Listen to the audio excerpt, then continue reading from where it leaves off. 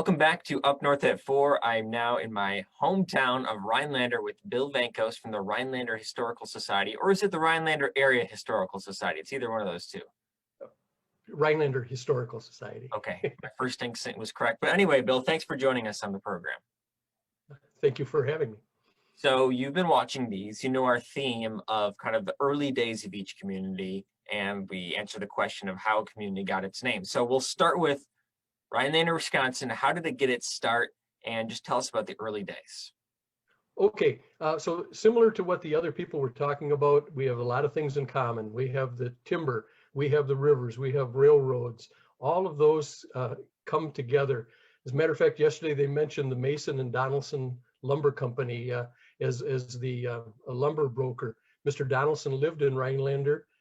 His brother-in-law was a man by the name of John Heisman, who after he passed away, his wife moved to Rhinelander, and that's why he's now out in our Forest Home Cemetery. So there's a lot of connections between these communities.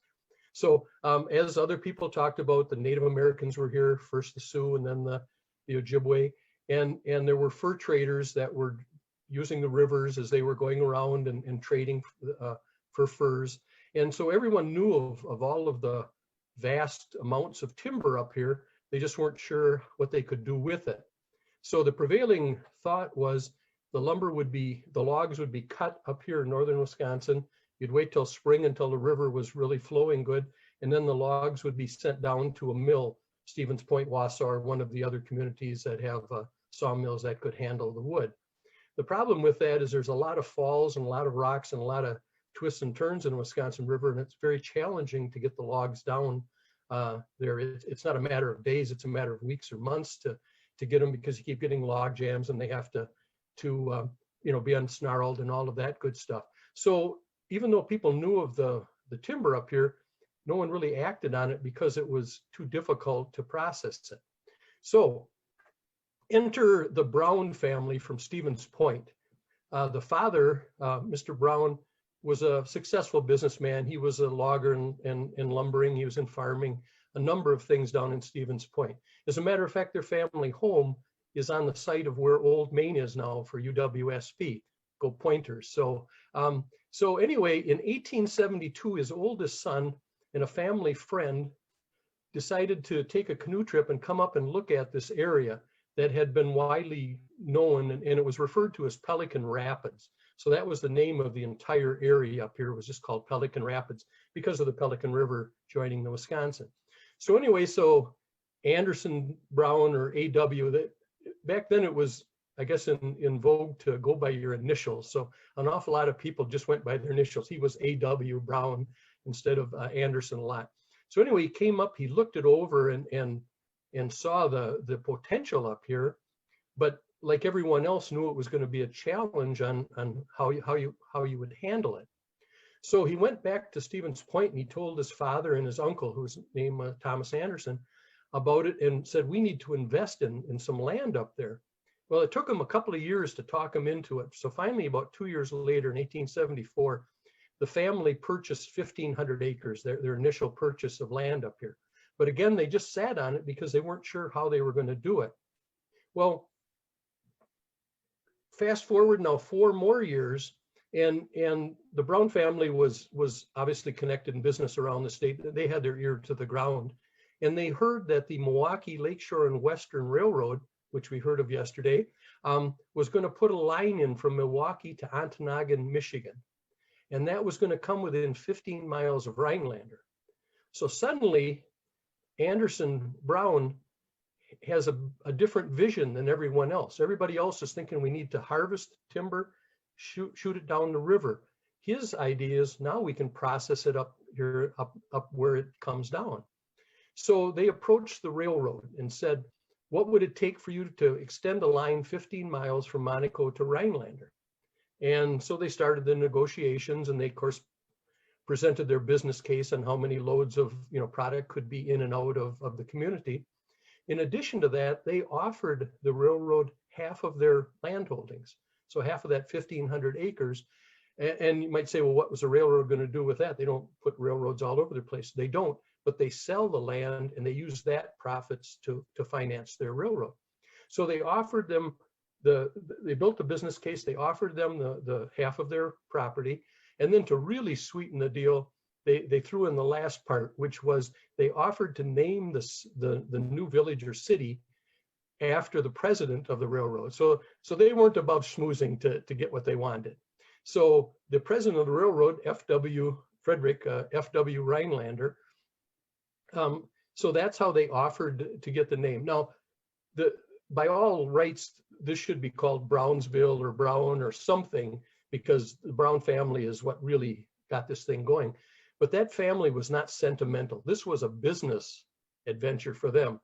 They didn't really care what the city or this village was called. This was a business opportunity for them. So they offered it, the railroad accepted it. And so that was in 1878. So the contract read that they had to have, the railroad had to have the rail line in by 1882, and they met that obligation. So in 1882 is when the village of Rhinelander was formed. So now we have a village and we have the rail that comes in. Now the community just implodes. I mean, it just takes off. In 1883, the population was 1,500 already in the village of Rhinelander. About, oh gosh, I think by 1890 it was like 2,700, and by 1895 it was like 4,500. I mean, it was just taking off.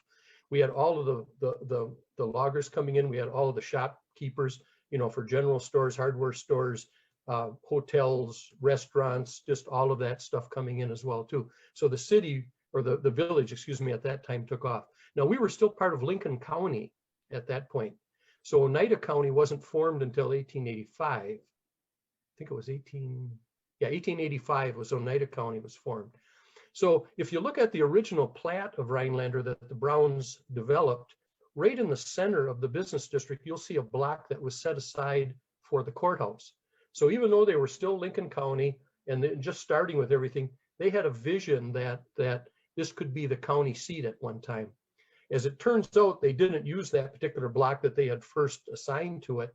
And they actually built it over on the edge of what was the village of Rhinelander in what was a potato field. But so that's where our current courthouse is. But they were already looking forward to that. Now, 12 years later, 1894, I'm sorry, I'm getting my years mixed up. 1894, so 12 years after, it's a village in 1882, 1894, it's incorporated as a city. And by then, of course, it was already Oneida County because Oneida County had been formed by then. So, and again, the Brown family was not only good in the business savvy, but they were also well connected. They made sure that they were positioned in any and everything that could have any effect on their business.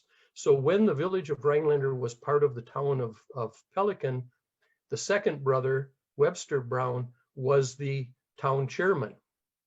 When they incorporated as a city, he became the first mayor of Rhinelander. So anything that might affect them, they took a part in it as well. So yes, they were focused on their business, but they were involved in the community, but also to make sure that they were involved in any changes that might be coming up.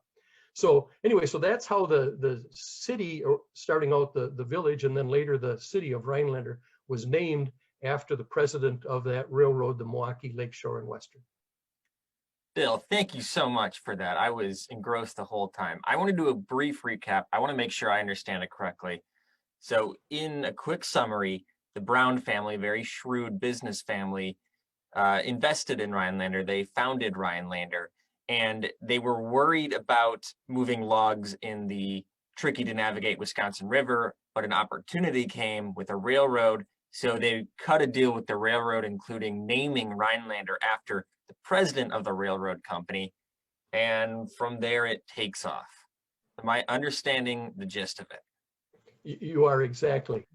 Bill Vankos with the Rhinelander Historical Society. We went way over our time, but I think it was worth it. Thank you for joining us in Up North at 4. Well, again, thank you very much for doing this program. I've learned a lot this week, and I look forward to future editions. Thank you, Bill.